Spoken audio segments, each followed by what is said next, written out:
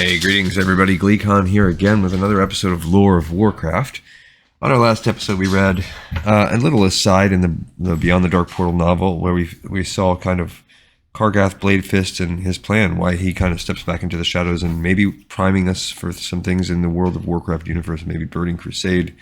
And also we saw Garrosh Hellscream in his current state. Again, more of that probably to come. Who knows when, maybe Warcraft 3. Alright, so stay a while and listen to this one. We're going to do the Black Temple as we're setting up toward the last few pieces in the Chronicles, Second Chronicles at all. Alright, here we go. Having recovered the skull of Gul'dan, Turalyon turned his forces south. Shadowmoon Valley was far, but he had magic to help him expedite the journey. Khadgar and his fellow Magi opened a series of portals through which the Sons of Lothar reached southern Draenor. Okay, so we have that portal magic. That is a common, that's magic that's established in the Warcraft universe. Outside the Black Temple, the two halves of the Alliance army reunited. Yet they had not reached the city in time to stop Ner'zhul. What was worse, the Horde had prepared for their arrival. The remnants of the Orcish army had dug in around the Black Temple to keep the Sons of Lothar back, setting us up for the next level in the game. Much to Khadgar's dismay, he sensed potent energies lashing out from atop the Black Temple. Ner'zhul and his followers were in the midst of preparing their spell to open new portals. There was no time for a drawn-out siege, no time to find a way around the Black Temple's guardians. The Sons of Lothar launched themselves against the city and crashed into the defenders. While battle raged, Khadgar and his fellow Magi hunted for Ner'zhul, hoping to reach him and disrupt his spell work.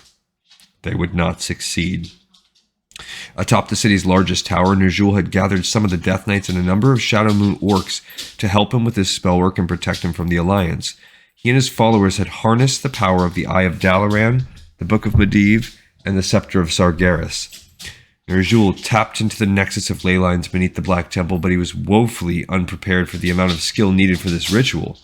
He was desperate to succeed, and his recklessness caused the energies at his command to spiral out of control. Also remember that he's doing this at a time when the stars were like literally aligning for it as well. So he's got all the possible power needed. But yeah, he's just really, at the end of the day, he's just like a pretty decent shaman, but nothing special.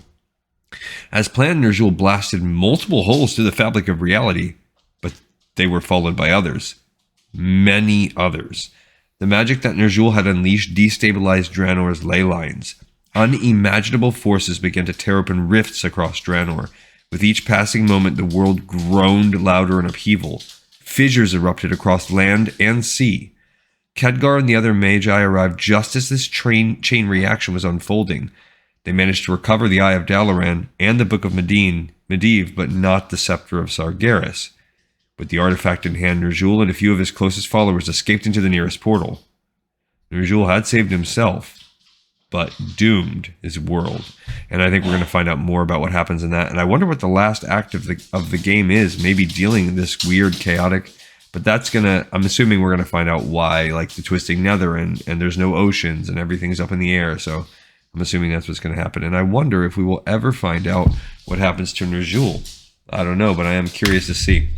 All right, this episode is in the pipe 5x5. I thank everybody so much for watching, listening. Hope you learned something. Hopefully you enjoyed it. See you next time on Lore of Warcraft.